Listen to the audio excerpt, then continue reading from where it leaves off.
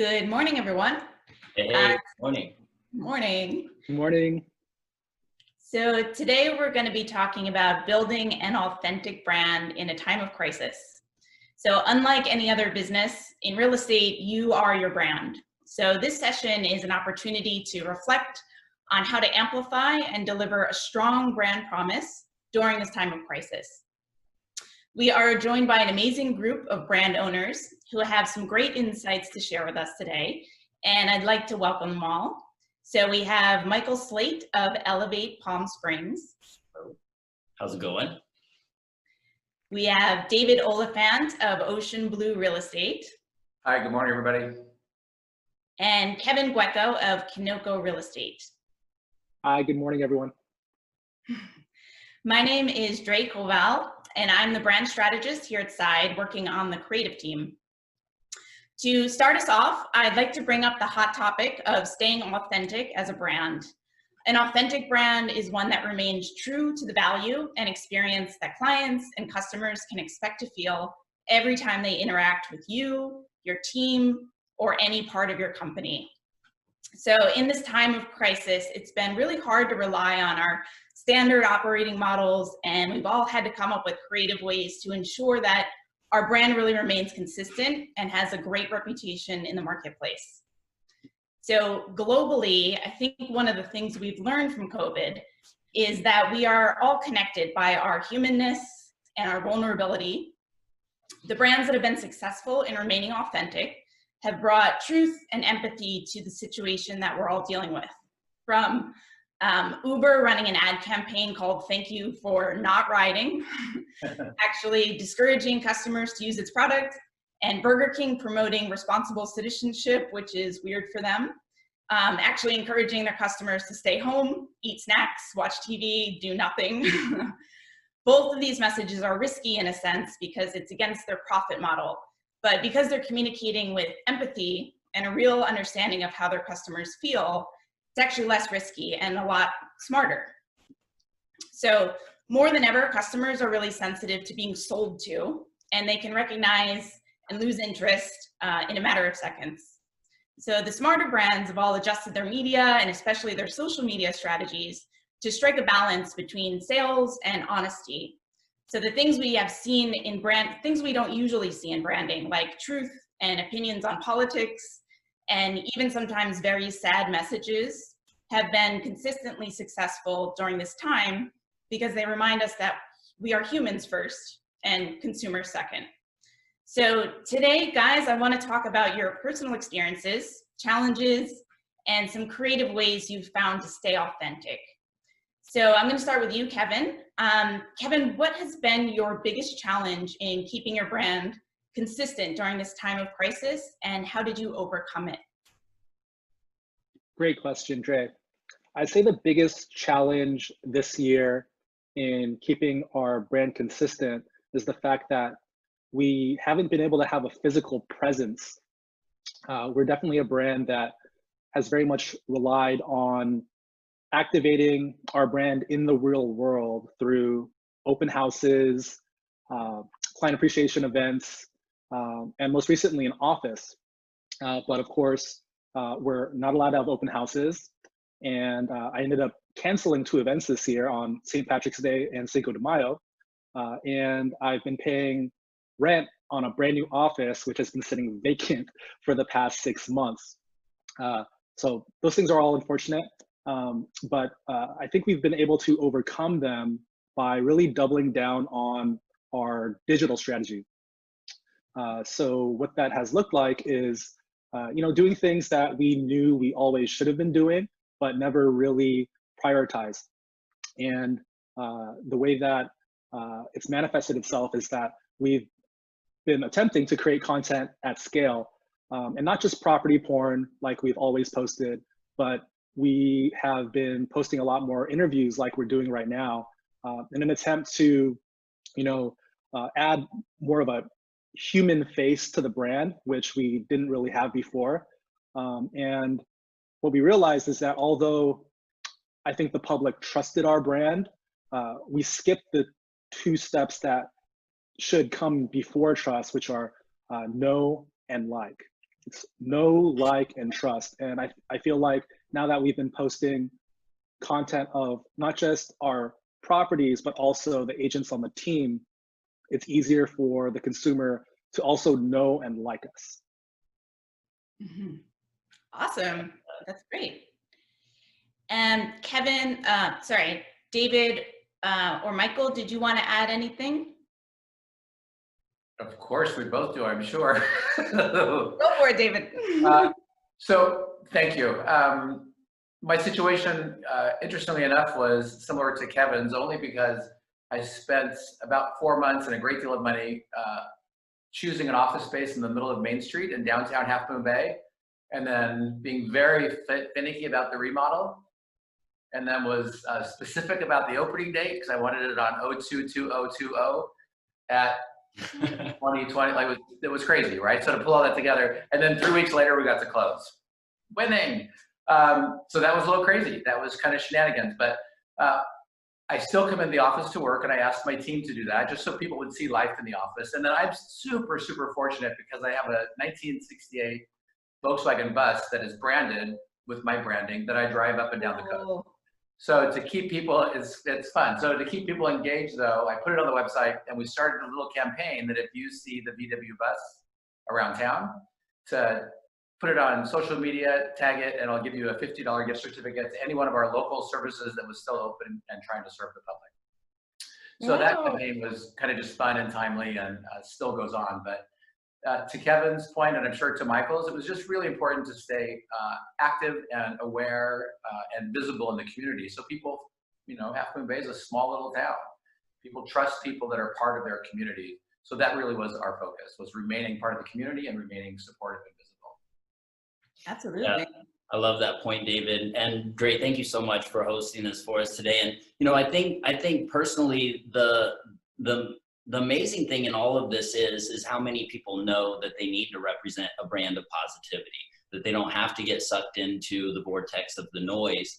And I think the people that made the easiest transition into the COVID climate were the people that already had checks and balances on what was in their feed, how much they check in on the news, how much they watch the stocks to indicate where their clients may be coming from, what their feeder markets are. And I think those that just were already representing and presenting a brand of positivity, which, Side seems to just pull in mass, which is amazing. I think that helped weather the storm for those. And so there wasn't a lot of noise that came my way to distract me. When you're used to pivoting into what's best for you and thinking ahead, it's not necessarily about what the current climate is. It's just staying ahead of your own personal challenges and figuring out what it is that you're doing in the current climate, no matter what.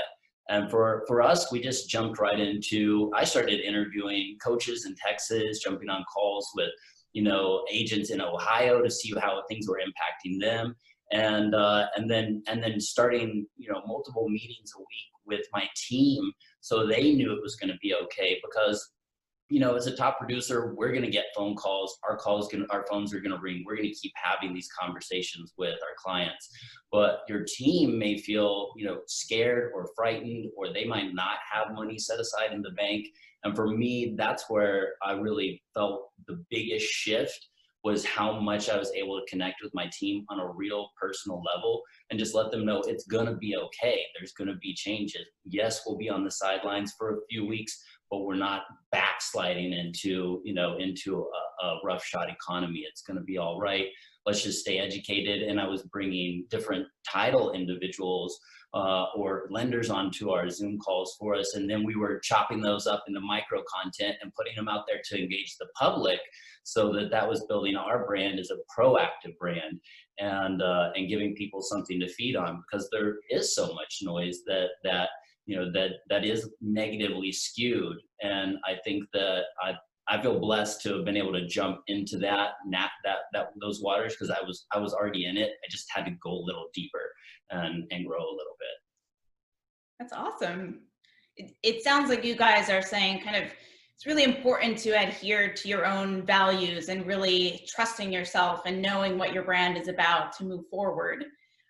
David, I know you've made some really strong and kind of counterintuitive decisions during this time, not just your property space, but also investing in advertising and marketing. That seems like not the best time, but you did it anyway because you believe in your brand. Could you talk a little bit more about that? Sure, and it's funny because as I started to talk to some other top producers around the coast, everybody said, "Oh my God, cut back your marketing budget. We've got to stop spending. We've got to start saving." And I've always been that person, which when you come into my office, you'll recognize that you have to spend money to make money, and it has to be focused on the right things that support your brand. So I immediately, I think in early March, when this first all started happening, I doubled my marketing budget. I pulled it from other areas, and I started creating custom ads that were timely with what the country was going through.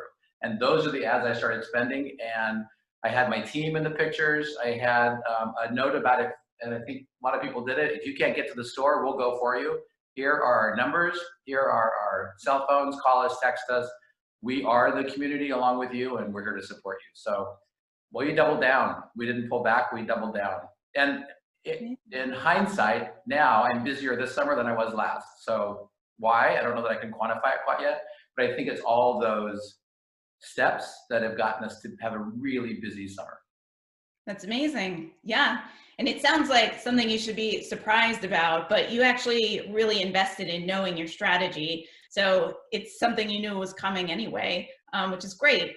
You know what's interesting about that is, so there were some top agents that had some premium spots, inside covers, inside back covers. When they decided to stop spending short term, well, who was on the waiting list? Those coveted spots was me, and I said yes to every one of them. I took every one. I'm like, yes, yes, yes, let's go, bring it. Awesome. There you go. Opportunity, I suppose. Nice one. Kevin, I know that you've also been a little bit surprised about where your referrals are coming from during this time. Could you talk a little bit about that? Yeah, it's interesting because, we've always been a referral-based business, and we've actually always had a lot of clients who are agents themselves, believe it or not, agents who may live out of the area but have investment properties here in the Bay Area. But what we've noticed an increase in over the past year is agent-to-agent referrals. Now, I don't know necessarily what I can attribute it to. I can only guess, but one thing that we have been doing is just remaining really consistent with our marketing and our branding and our content creation. So, just over time, I think those things have a compounding effect, and seemingly ordinary things consistently done can lead to extraordinary results. Totally. Yeah, they say that kind of the hard times are when we end up getting really diligent and focused. Mm-hmm. And I know you guys have all kind of found this unexpected strength during this time, maybe out of necessity. But I'm curious if you could articulate, despite the situation you're in, do you feel like your brand has gotten stronger over the past few months, and in what ways? And Michael, I'll start with you. Okay. Well, I just launched and brought myself and my team over to Side back in October. And so we were just barely dipping our toe in the water. I'm not like Dave. I'm bolting my desk together from IKEA and piecing the office together for everyone. We had just gotten that lease signed and slid in here when COVID hit. And for us, you know what? I forgot the question. I'm sorry. How are you framing that? The ways that your brand has gotten stronger specifically, and you can also talk about maybe just how it's gotten even more authentic. Okay, yeah, sorry about that. So, for us, that's where I was going with this is it only had one way to go, and that was up. And of course, everyone's chatting about it. And yes, I had clients reach out to me and say, "Oh, it's a hell of a time to launch your own company. I hope you guys are doing okay. It looks like Palm Springs is getting hit hard." And I just pushed back. I was like, it's the perfect time. It gives me an arm's length space. We know this isn't going to last. We know we're going to be getting calls from people, and we're going to be able to support them and keep that I made sure that I was talking to the right people, so I had real-time information. It wasn't just rose-colored glasses, and I'm super positive about life in an uneducated way. It was real-time information. It was, you know, what's our market doing right now? Is everyone on the sidelines? Who's opening escrows? How many open title orders are there in the valley? And passing those hard numbers along to people, along with a certain energy of letting them know, you know, hey, it's going to be all right. Things are going to shift around. As far as the branding goes, you know, we just kept pushing it out like we always do. Instagram and social media are great platforms. And I think the biggest thing, you know, that impacted us and was not being able to do open houses. It's amazing to have 5 team members out in a small town on a Saturday. You drive around, you know, you get calls like, dude, there's Elevate signs on every corner. And it's like, yeah, that's how we roll. And when we couldn't do that, I felt the need to still feed the team. And so it does look differently now. You know, I had to launch a CRM that was powerful that we could run, you know, feed Google AdWords and Facebook campaigns into, so that the team has phone numbers to dial and email addresses that are coming in. So we've had to pivot. And that's helped them feel confident, and that helps them build their own brand. And when they're out talking to other agents and their clients, some of them are not as busy or they're not seeing a lot of sales. And my guys are out there, you know, getting things done and staying in motion to the degree that they're used to, and they're happy with it. So that's the vibration they're carrying, and that's our brand, you know? Totally. Yeah, that's awesome. And I know that you've kind of accepted the challenge right now of leaning into the market trends. Everyone's kind of thinking in their heads, like, should I still live in a city, or should I go somewhere where I can have a backyard and like a life behind that? Yeah, go for it. Oh yeah, it feels like everyone's headed to Palm Springs right now. A lot of my clients are expediting 5 and 10 year retirement plans and heading out to the desert. And my anticipation is after a couple of summers, they're gonna be like, you know what, the city's cool, I'm going back. Can you sell my house for me? So, you know, I'm hoping it's twofold. Or they know that if things shift, they can always turn it into an income property, because there will always be, you know, with Palm Springs, we have that global exposure. There'll always be people that want to come to the desert. It's so easy. Everything you need is right there in your backyard. You hit the grocery store and you're golden. You've got your family right there in and out of the pool, and the sun, the guaranteed sunshine at 7 o'clock in the morning. You know, that's obviously going to be magnetic for a lot of people. Yeah, absolutely. I think we'll all be there right after this panel to hang out. Oh yeah, come on down. I think perhaps both Michael and David have benefited from the fact that people are fleeing denser areas like San Francisco and headed for the beach and the desert. Right. I'm happy for you too. Yeah. And Kevin, so has it worked the opposite way for you being here in San Francisco? Oh, definitely. You know, it very much feels like 30% of the buildings that I'm selling in are empty right now. I think a lot of those owners will end up trading over the next 12 months. So for me, it's flipped. It's definitely become a buyer's market. So as a listing agent, you need to come correct. All the more you need to have systems for communication in place to hold a listing for potentially 3 to 6 months, when, you know, before we were used to our homes, our listings selling in 0 days on market. So definitely the game has changed, but I think the more organized businesses will benefit as a result. Yeah. And I know you've sort of adjusted your higher level brand strategy to kind of move beyond San Francisco and think about what you really want to be eventually, maybe going into Marin and places like that. Yeah, definitely. You know, we always planned market expansion. COVID has only accelerated that. We now have agents on the team who are writing offers in Palo Alto and Tiburon and Danville. So we're definitely not going to be scared of that type of growth moving forward. We may not have any other options but to sell, you know, not just all city, but Bay Area wide in the near future. Right. I'm gonna shift gears a little and ask you guys a new question. not to be torturous, but because now we have the gift of hindsight, looking back on this time of COVID, there's always choices that we could have made without kind of knowing the outcome of things. So I'm curious now, looking back towards March, if you feel like there's something you could have done differently and what that might have been. And David, why don't we start with you? Thank you.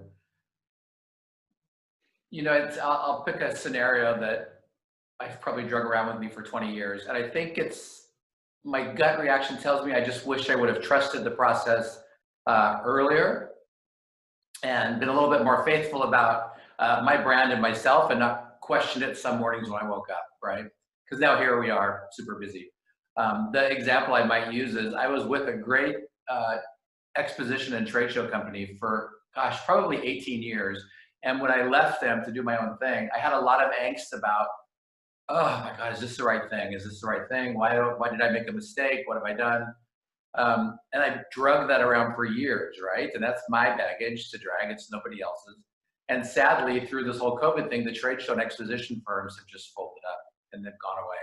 And so maybe it took me 18 years, but then I finally was like, oh, thank God I made that move, because now I'm thriving at this point in my life instead of, you know, I'm not a young, hip guy that knows all the tech world, right? I would really be struggling right now to find work.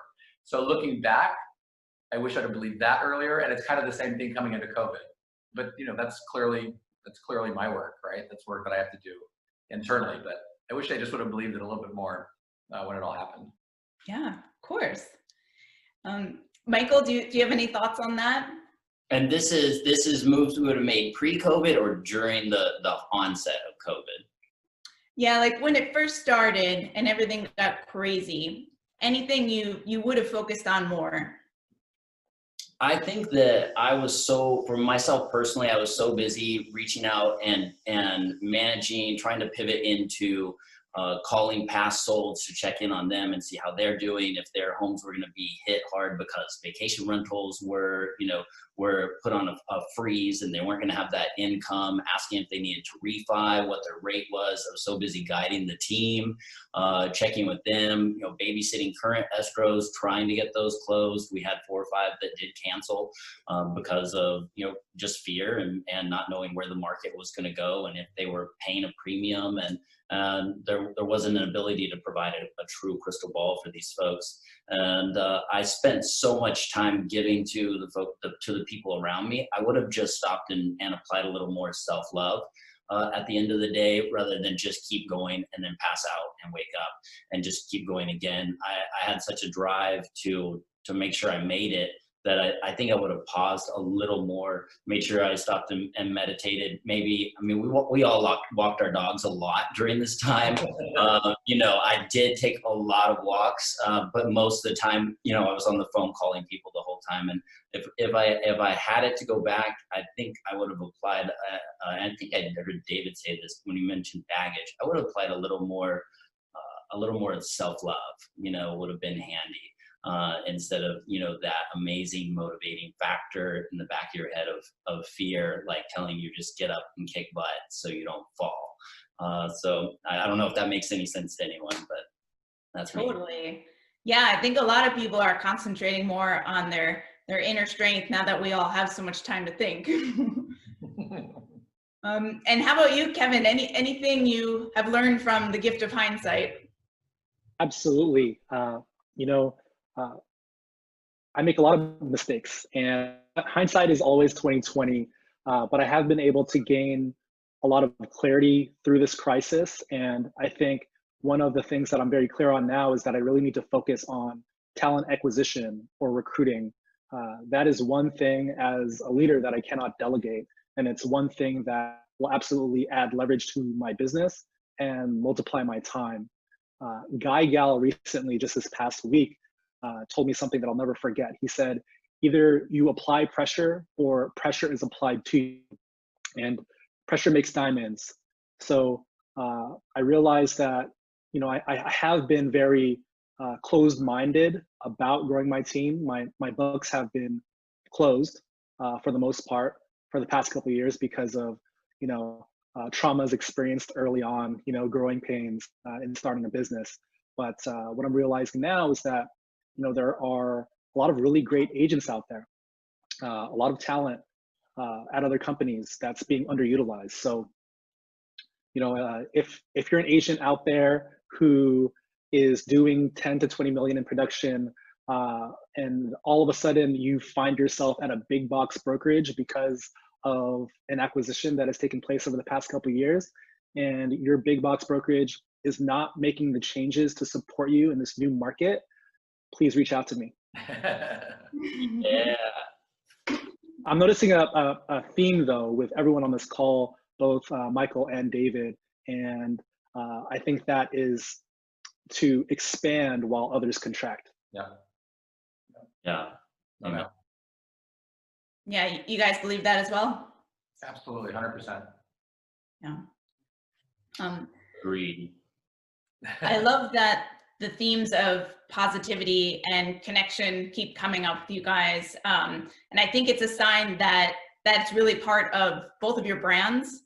It feels like right now, positivity and connection win, both with your clients, teammates, and as kind of a general consensus with the world.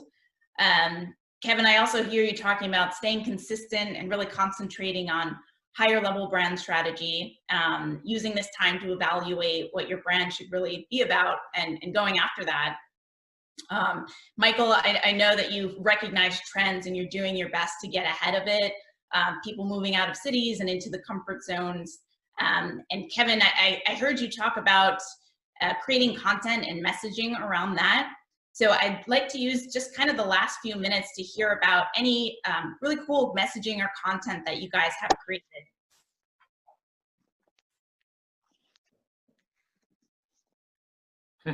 Surprise! Surprise. Who's fielding that one? Sorry, I was gonna make it Kevin, but Dave, go ahead. My AirPods are cutting in and out, guys. Sorry. Okay. Messaging and content, I think, for me, it's been, I'm entered much like Michael, I'm brand new at introducing a new brand, right? Ocean Blue Real Estate didn't exist a year ago. And I've only been doing real estate for 5 years, right? So I'm trying to get people to understand even what Ocean Blue Real Estate is. So I have always been an advocate of, and now that it's Ocean Blue, pick a brand, fall in love with it, believe it, and then really stay consistent and have it be in everything.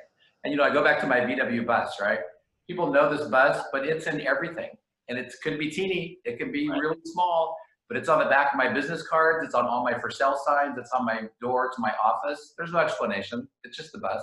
Because people will go, I think that's that bald guy with the bus, right? I keep seeing him, I think we should talk to that guy. So I think it's just about being in love with your brand and being consistent. And you brought up the point earlier about, is it authentic? If your brand is authentic to who you are, it's going to be really easy to market it. Super easy. Not going to be an effort at all. Yeah. Amazing. Michael, do you want to add quickly to that one? Well, during COVID, I will say I wore an Elevate Palm Springs shirt every single day. I put my hat on like a trooper every single day. And I was just like, I am Elevate. I know where we'll be in 5 years from now. And I think that's the biggest thing is you have to just know if your intention can create it. You just set it out there and you put in the hard work. You care. Obviously, everyone on this call and everyone watching this cares about their clients, isn't empathetic to them, and works hard for them. And the rest will take care of itself. And law of attraction is a very real thing. So, you just keep putting one foot in front of the other. And we really only have 24 hours a day to work with. And for me, that provides a huge amount of relief because I don't have to worry about the guilt of the past and I don't have to live in any of the fear of the future. I can, but I don't have to. And that's the biggest thing. So, Amen. Yeah, absolutely. Kevin, do you have a quick reply to that one? Can you repeat the question? That's a no. I'm wondering about your awesome content and media and if what's changed right now for helping you stay authentic. We've always prided ourselves on being very transparent. And I've had clients actually mention that to me. A lot of realtors will sort of, put on a realtor costume and almost be a realtor robot on social media and sort of just fall into the mold that they think that a realtor should fall into as far as public perception goes. But you know, I've always tried to be my authentic self, and I feel like we're at a time now where the consumers will reward you for being real and being yourself more. So, you know, we've just been doing more of what we've always done on social media, and that's being ourselves. Awesome. And a great lesson to end on. So I want to thank each and every one of you for coming to this panel today. I had a great time, and I hope you enjoy the rest of the Side Forum. Thank you, Dre. Appreciate it. That was fun. Thanks, everyone. Yeah, that was awesome.